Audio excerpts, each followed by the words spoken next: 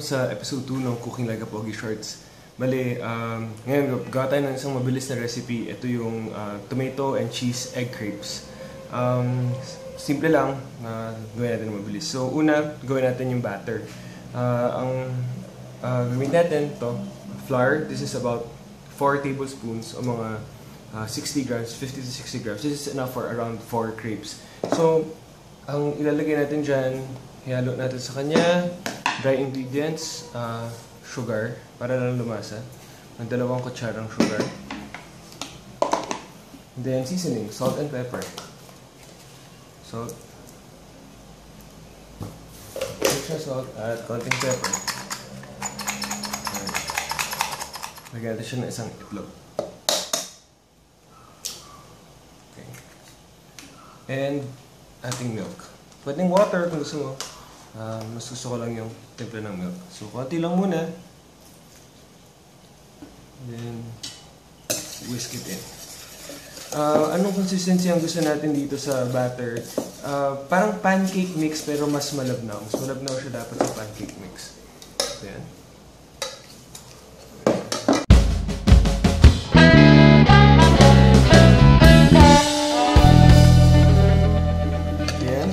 Ito na yung consistency na gusto natin.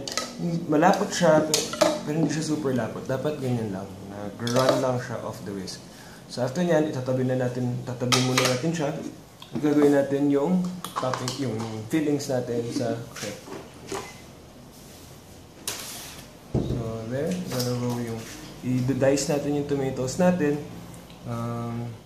So, lalo niyo yung prep natin before. Tatanggalin na natin yung taas. Oo, tanggalin na natin buo. Ganyan. Okay. 1.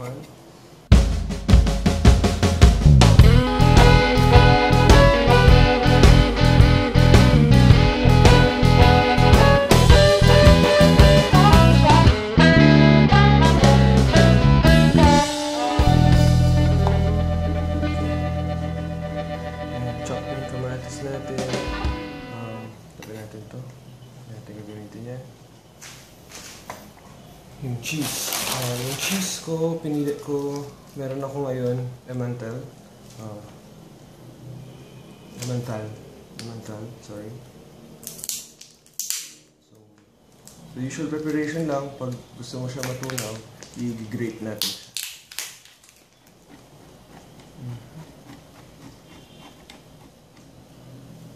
Okay.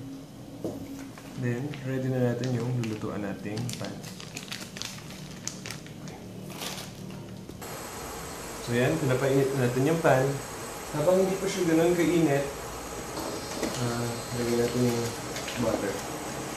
Lagyan natin yung ating butter. Konti lang, just enough para ma-coat yung pan natin.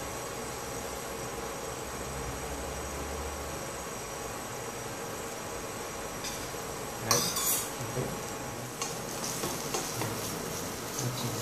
So kailangan well-oiled yung pan, pati yung sides, para hindi dumikit yung egg, yung batter natin. Okay. So, lagay tayo ng isang scoop or isang ladle ng crepe. Okay, 2 hands. First, lagay. Isang kamay, magkakalat. Kung wala kang crepe pan, ito yung probably medyo kailangan konti practice para blow. Okay?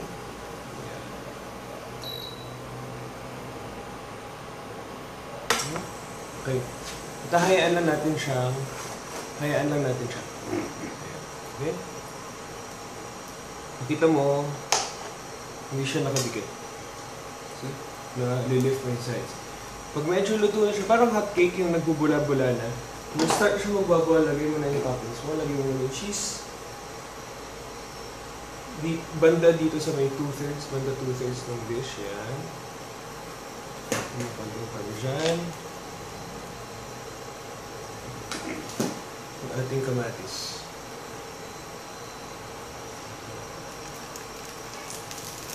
Make sure na na-fill up mo yung buong length nung ito.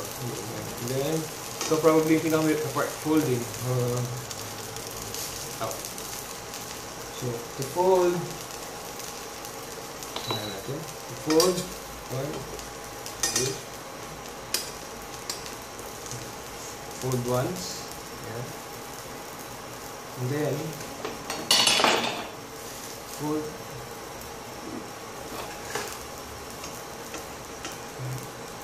2, and 3. Out. So there, and 1. Ano natin ito? Susunod yan. Okay. So yan yung unang crepe. So press mo lang siya.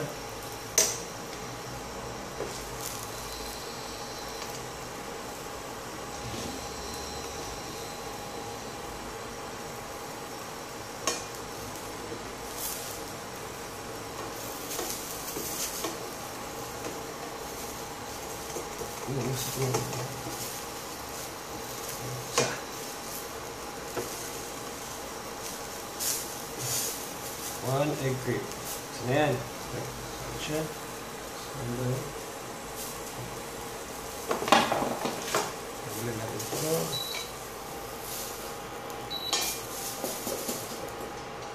And let's do another one. Good one.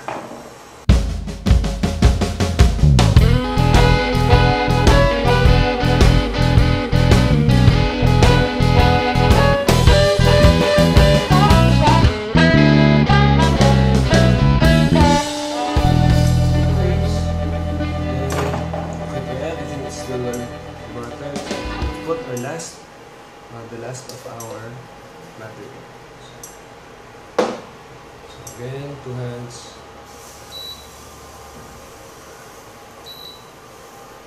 Importante pala pag gumagamit ka ng, well, any stove naman. Pag inangat mo yung pan na ganyan, you have to remember na bumabagsak yung temperature ng pan. So, kailangan mo siya, well, kailangan mo bantayan din.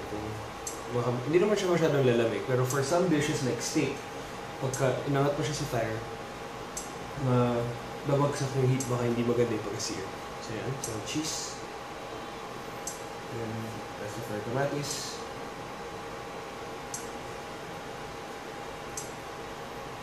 And then, usin natin lahat ng kamatis na natira.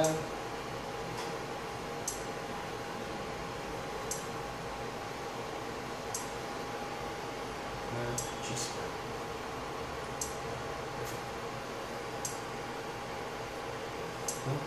Samahan mo ito ng kape. Wow, perfect. Fold. So medyo maputla pa ito. So medyo tostahin pa natin ng konti.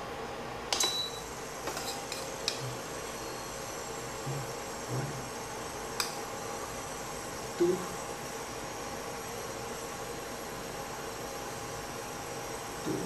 and 3. Bakit tatlong fold lang ginagawa ko? Para hindi siya pag ganun mo crepe, ano lahat, yung egg crepe lahat, yung wrapper lahat. May part na yung, alam mo yun, mas ma-feeling siya kasi mas wrapper. Kasi para ka lang kumain ng pancake kung wrapper lang lahat yung natitikman mo, diba? So, unti-unti. Ngayon, pa-brown lang natin ito ng konti. So, pa-flip na yan, pa-brown yan. Brown. Konti.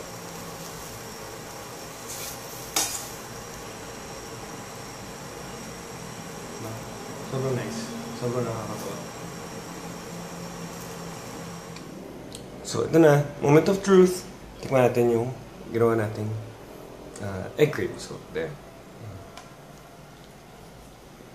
See? Oops. Ito yung cheese. Yung cheese na yan. Stringy pa siya. Kahit anong cheese pwede nyo gamitin for this. Cheddar, traditionally, masarap siya with tomatoes, cheddar. Ako, yun ang available, yung Emmental. So, there.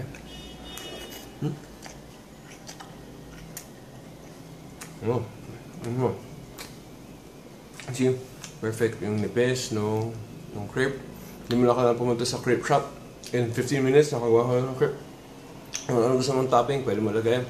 Filling, kung gusto mo lagay ng bacon, go. Kung gusto mo lagay ng Nutella, banana, fruits, mango, jam, whatever, yeah, go. Yung basil, so parang yung kapresa natin. There. There you go. Egg crepes. Follow, subscribe, #cooking like a pogi. See you next time.